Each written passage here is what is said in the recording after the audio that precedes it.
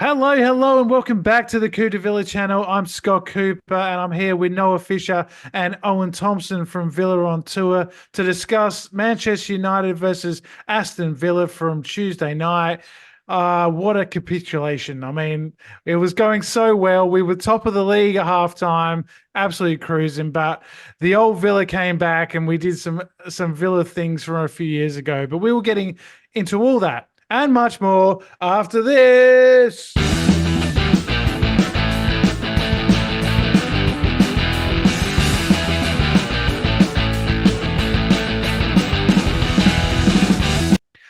Okay, so yes, the games just keep coming thick and fast in this festive period. Merry Christmas to everyone again, and I hope you had a great holiday. And I'm here with Noah and Owen, and this was like when you go to the pub on Christmas Eve and you bump into someone that you haven't seen for a very, very long time, Owen, but you don't want to see. It was old Villa.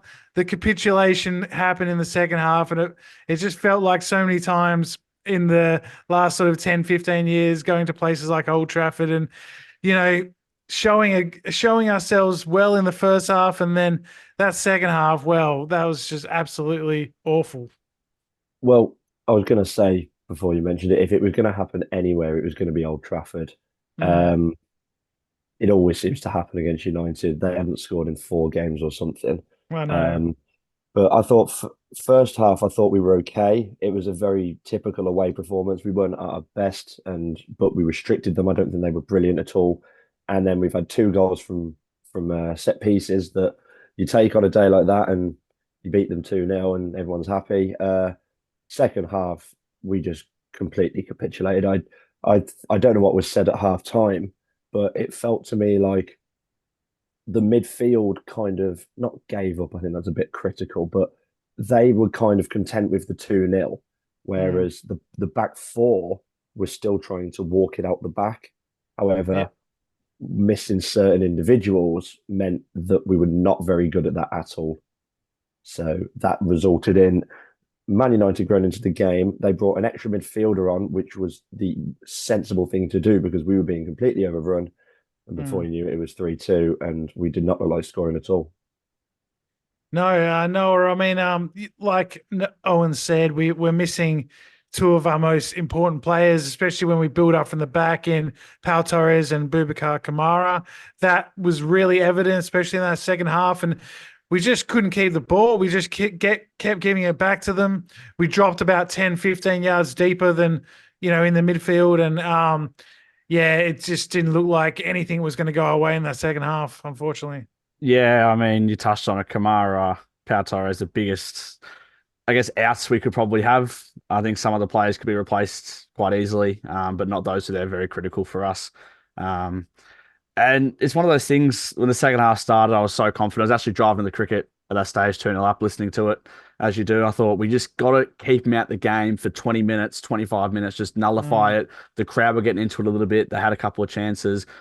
I think they had an offside goal as well when I was driving, I heard. So, but then they scored, what, 6 minutes into the second half, and I was like, we're in trouble. Like, Yeah. as soon as they scored the first one early at Old Trafford, the crowd gets into it. You know, you're in for a tough second half, and unfortunately, we weren't quite cut out for defending like we're used to. No, and it was individual mistakes that cost us, Owen. We had Diego Carlos giving the ball away cheaply for the first United goal. I think it's Longley tries to beat someone and gives up a corner for the eventual winner from Hoyland, and of course McGinn doesn't clear that one, and just really uncharacteristic errors from guys who have been pretty solid for us all season. I mean, I don't want to start going in and being critical about individual players, but I've said Do this to it, a lot of do it. Come on. I've said this to a lot. I say this pretty much every week. The short sleeves and gloves with Diego Carlos, he constantly plays like we're 8-0 up, I Yeah. think, and he's trying to just play some really relaxed game. And sometimes he does need you to just put his foot through it or just play the simple option. Mm, Um, Longley, I think it was the winner you mentioned. Yeah, he was trying to walk it out, and the others did not want that to happen at all. And yeah, mm, like you said, it comes from a corner, and I think like us in the crowd, although we're not being paid to play on the pitch, we weren't paying a great deal of attention either. Corners come in and it's somehow gone in off Hoyland. Of course, it was going to be Hoyland as well. Yeah. The one But yeah, guy who hasn't scored in no, yeah, 13 Premier League games, he had to break his duck yeah. against us, of course. Yep. So that's Archer, who we knew was going to score against us, scores against us. Hoyland, we knew was going to score. But then even when we went 3-2 down, I think everyone kind of just looked a bit lost because someone must have been told to just see this 2-0 out. They're not that good, see it out. And we are, I mean, our game management, especially in added time and stuff, did not suggest that we were going to try and kick on and get an equaliser at all. Again, it No. felt that we were holding on for a point away at Old Trafford, or we were just winning and just trying to see the game out. It was bizarre, but it happens. First defeat in 11, so I think you can't be too worked up about it because this defeat could have come against City or Arsenal or anything like that. But at the same time, I can see why people are annoyed with the way in which we have fallen apart. Yeah, speaking about City and Arsenal, I think that week and those two wins really took it out the team, took physically, mentally, and it was such a big sort of week for us with those two victories that I think it's cost us later on in the Sheffield United match and this match in the second half. We just look tired, Noah. We look we look at bare bones. Digne came off injured as well. So that's another one to add to the list. That's getting bigger and bigger now, and we're going to have to really start getting some players back, and because we don't want this rut to continue. Yeah, exactly that. And there's a big thing coming up in January called the January transfer window, and I think that Emery's going to have to dip into those rich owners' pockets and actually buy some players because he hasn't bought too many since he's been at Aston Villa. He's had a January window and then he had a full window to get it going, and he's only paid money for maybe 3 players. I can't even know the players he might have spent money on, but I think we definitely need some reinforcements in and get some players back. It'd be nice. I think Yuri Tielemans would have been good to have today. If he was out there, someone that's a little bit calmer on the ball, can ping a pass. I just and Torres can't be too far away, surely. No, surely not. I think he was on the bench last night. Yeah, he was. Yeah. So it's a weird one. If he's fit enough to be in the bench, surely he can play. I think he's so crucial for us. Maybe bring him on when it goes to 2-2, but he obviously wasn't fit, so that's fair enough. And I guess, with Conser playing right back, we don't have a backup right back. I think that's one position we definitely need a body. We need someone that can do a job.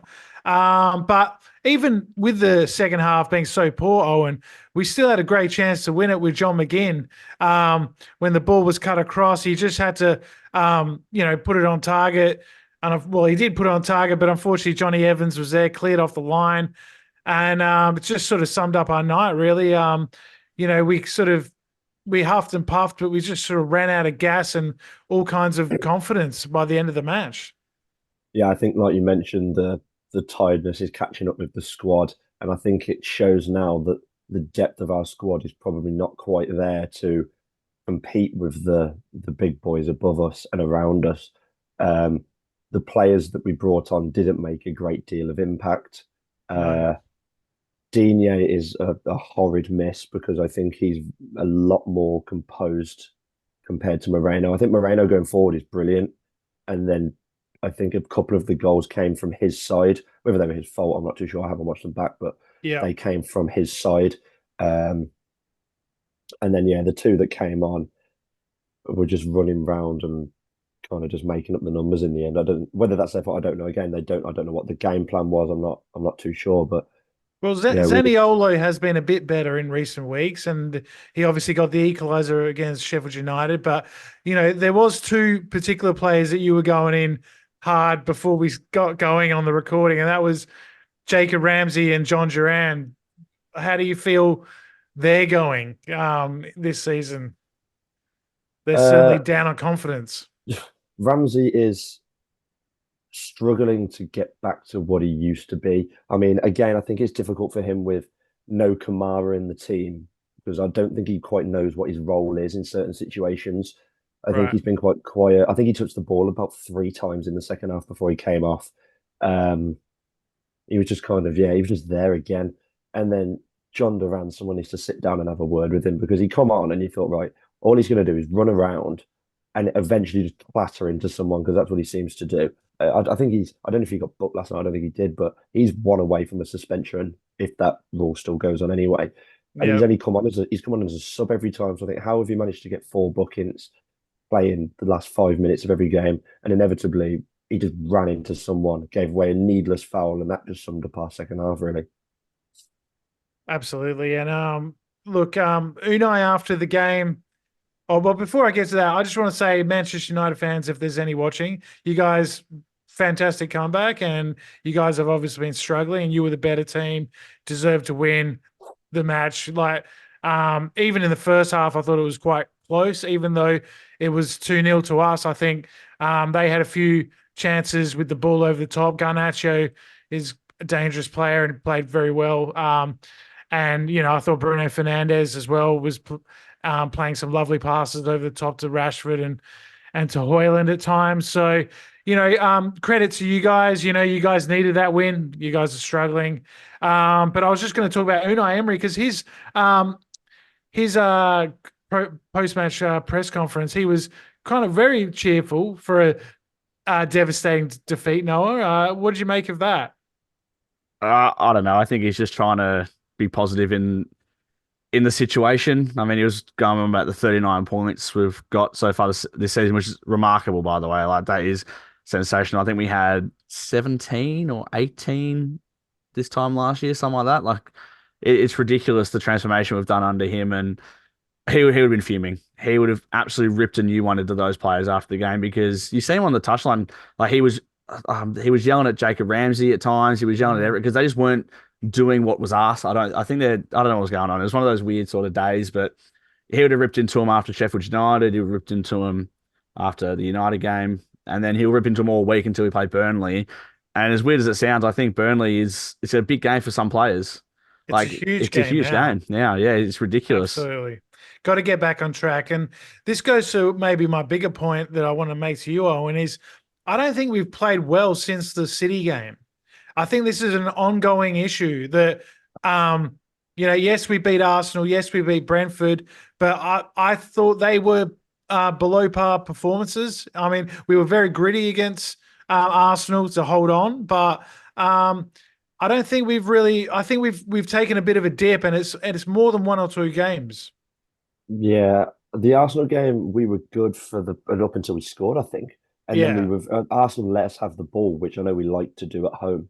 And then we scored, and then they had a lot of the ball, I think, and we really struggled to break them down. I mean, that's just credit to Arsenal. I think they were a good side, but then, like you said, you could tell the signs were coming in that we were getting tired, and all these games were catching up with us. Mm. Um, Brentford, yeah, we weren't brilliant at all, and it just took a horrible red card and Bailey to come on and inject a little bit of pace, and we managed to just about get over the line there. Um, but yeah, I mean, I could go into detail with all the games, but yeah, we haven't been ourselves for a while. Which I think we're struggling to be clinical. I mean, you use the Sheffield United game. We had about 90% possession or something horrendous, Mm. and we But didn't look like we didn't were going to create. score. Yeah, it didn't create much.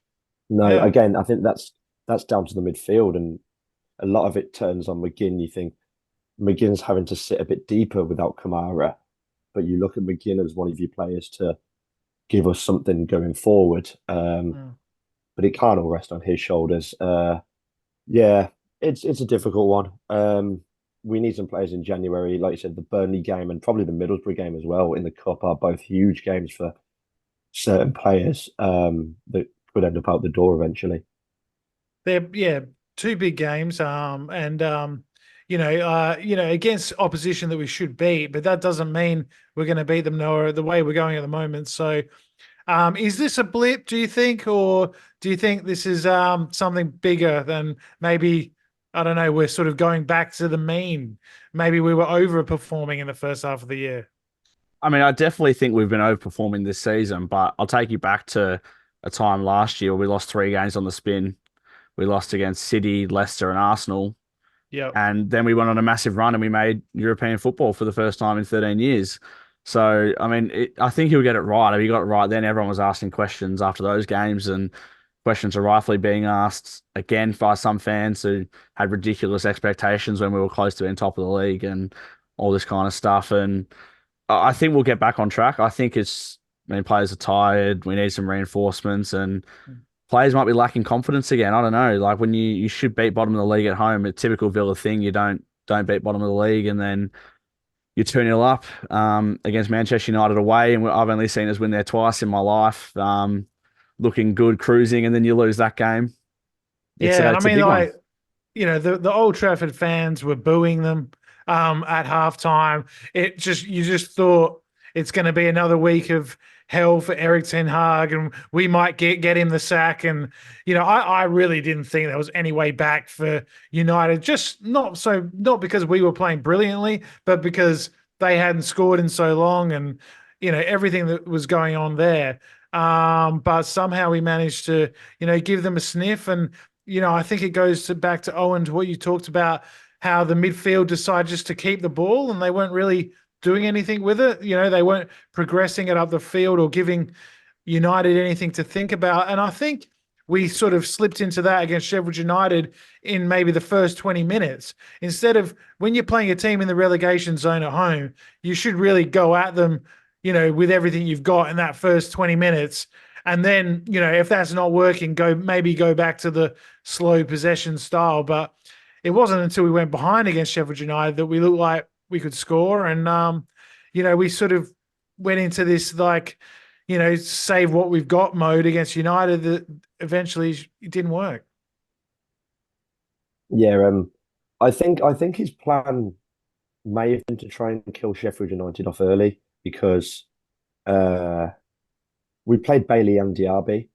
Yeah. So I thought, oh well, the plan would be to go and kill them off early, and that'll be that. Then it'll be a fairly walkover. And at the time, we hadn't lost any points from winning positions, so uh, yeah, something's not right in the middle at the moment, but we've got to work on it, and I'm sure we will against Burnley. I think we'll come back, and if we start to struggle, the fans will really get on top of it and won't be happy with it. I know, like he said in his presser and stuff, that we're third and we're cruising, and we've had a really good season up until now. But if we struggle to start with Burnley, then people are going to get frustrated and annoyed. And it's Everton away and Newcastle at home as well in January. So they're both difficult games. Everton are one of the best informed teams in the league, and Newcastle and us are probably going to be going for that fourth, fifth spot. And fingers crossed, fifth is Champions League this season, because we're probably going to need it to be, because Spurs are only 3 points behind us now. They've got a game in hand as well. So it's getting pretty tight. And I mean, I think we always knew that this would happen, and we weren't going to finish in the top two. It was probably going to be fourth or fifth or maybe sixth, even if it was, if we really crumbled. But let's hope that we can pick up some points. And of course, the other teams are going to drop points now along the way. So, I'm still confident we can finish in a Champions League spot. How about you? I think we definitely can. There's a big moment I do want to touch on from the game, though, just quickly. We just conceded the first goal, and then Leon Bailey has an unbelievable chance to score, and Onana makes a good save. I think if he scores that, it kills the game. I really do. Yeah, that makes it 3-1. It's just that's a big moment in the game. I think we just conceded to get that 2-goal buffer again. I think they just scored. I think the crowd would just be dead after that. But Owen touched on not being as clinical, and at home, if that's a Villa Park, Bailey puts the top bins and goes and does his normal celebration and all that kind of stuff. But yeah, I still think we'll get Champions League. I still think it's a big possibility. We're gonna have to beat the teams around us. Like we've already beaten Tottenham, for example, away from home. We've beaten City. We've beaten Arsenal. Would have been cherry on top to beat Man U last night. Or yeah, it's just one of those days, isn't it? But get back on track, beat Burnley, and then go from there. All right, here's a question for both of you. I'll go to Owen first. Champions League or the Europa Conference? Which one would you take if you could only have one? Champions League. Isn't it like win the Conference League? Win the Conference League. Champions League.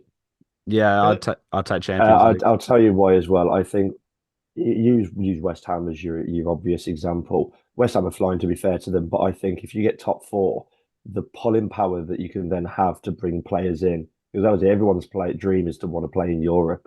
First, the Premier League, they want to play in the Champions League, and if we get into the Champions League, the pulling power we would get and some of the players we could attract to our club, I think, is a lot greater than winning the Conference League. And yes, we'd end up in the Europa League, but then you look at that and you go the Champions League trumps the Europa League. So It does. yeah, I would go with the Champions League. Completely agree. Completely agree. I disagree. I think we've got to get that monkey off the back. And I honestly think, I mean, look at Newcastle this year. They qualified for the Champions League. Has it really helped them? I mean, did they bring in any players that were like absolute superstars? Maybe Tonali, but you know this. Yeah, I mean, you know, it's still. I think we need that trophy just to sort of get that monkey off our back and give us something to cheer. And in the end of the day, I think that would be huge. And Unai Emery will continue his dominance in Europe and all that sort of storyline would go. But I agree. I see you guys' point, and you know I could be swayed either way, to be honest. But you know it's an interesting one to think about. Okay, so let's do Burnley predictions. Noah, do you want to go first? Yeah, I'm going to go Big game. 2-1. 2-1 Villa. We've only Yep. kept 4 clean sheets this season, unbelievably. I don't think we're going to keep one against Burnley. I think we'll be 2-0 up and they'll probably score some goal and, yeah, 2-1. Okay, Owen. I will go 2-0. I think he needs a reaction, and I think we've done that a lot against the teams further down the league, like Luton and stuff, where we've been cruising and we've conceded a silly goal. Yeah. And I think, although we need the result, something like that would really, really bug him even more. I haven't watched too much of Burnley, and I know, was it 1-0 against Liverpool yesterday? 2-0 they lost. 2-0. Was it 2 in the end? Okay. Yeah. I mean, I think they're like a lot of the other teams that have come up where they struggle on the road and they're trying to get something at home. But no, I'll go. It's going to be a 2-0. very different game, I think, to the Sheffield United game because they try and play football, from what I've seen. You know, then I don't think it's going to be 11 men behind the ball camped out in their own box, but it's going to be interesting. So you're going to go 2-0. I'll go 3-0. Again, I just think we need a reaction. We need. I'd like to see maybe Zaniolo start just for something different, just to give us a bit more creativity against a side that's going to defend, and we're going to have to break down. And I think, I just think Diaby and these kind of guys, Jacob Ramsey, just aren't really on form right now. And, Zaniolo has scored a couple of goals recently. So why not give him a start and just see how he goes? I mean, I know he has struggled, but, it can't be any worse than the second half against United, in terms of on the ball. We just looked completely void of all ideas. So let's hope that doesn't continue. And I was thinking, as we got the new year coming up as well, we could do like a New Year's resolution for Villa. What would you like to see in 2024 for Villa? I know we've just gone over the Conference League or the Champions League, but what about something from the team, like a new signing or something like that? A new right back. A new right back? Okay, that's a good one. Not necessarily to take Matty Cash's spot. I'm not saying like he should go, but I'm saying we need someone to go toe-to-toe with him to challenge him to get better. Because like we've got some new centre backs in, and I think it's taken Ezri Konsa's game to the next level. So I think keep challenging him every week. So I'm not saying Matty Cash has to go, but I'm saying just get someone just to help him. Same thing as a striker as well. Like you could say that too. Oh, yeah, I'll say that. Kyle Walker-Peters, I reckon, would be a good one from Southampton if we got him on a loan or something. He's a pretty good player, and he might want to leave Southampton as they're in the Championship. But you've said that. You've said that all year. I have. Why do you like Kyle Walker-Peters so much? You love him. I just think he's the kind of guy that would just fit in. He would be a body. He wouldn't get angry if he didn't play every week. And I think he's actually pretty decent. He was good for them last year as well when they got relegated. He was one of their only sort of players that, stood up. Fair enough. What about you, Owen? Any Villa resolutions for the new year? Well, I was just about to say, I know you mentioned about Konsa's game going up a massive level. I like to look at the left back position in that aspect. I think with Moreno coming in, I think it's made Luca Dean a better player, Yeah. especially when Moreno got injured. I think Dean has been very good the past few weeks. I think he goes a little bit under the radar. Um, I know he's had some interesting performances since he's come in, but I've got a lot of time for him, and I like how he gets forward really well. Onto the resolution, I'd be quite happy if our away form was touched up a little bit because That's a good it's one. it's a lot of time and effort and stuff to go all around the country, and I feel for my brother a little bit because the 3 or 4 away games that he's not done this season are the ones we've won. So he's Mhm. convinced there's a bit of a curse on his head. But I'd be quite happy if our away form was touched up, and then the home games will sort themselves out. We know what we're like at home when we get firing, we can beat anyone. Yeah. But yeah, sort out the away form, a few more clean sheets, and yeah, I'll be quite happy. Well, I'll say for my resolution would be, um, let's get something out of this season. It would be awful to finish 6th or 7th and not get anything. So let's win a trophy, FA Cup, Conference League. I'm not picky, and or finish in the top 4 or 5 Champions League. Hopefully, we can do that. Let us know what you'd like as your Villa New Year's resolution. Let us know, what you were screaming at the TV, or if were you like us in Australia, choking on our cornflakes, watching that disgusting second half. But I hope you all have a great New Year. We got Burnley to come before that comes, but we'll be back for Burnley and up the Villa, and we'll see you next week. See ya. Woo. Nice. Mate, I had to pick up a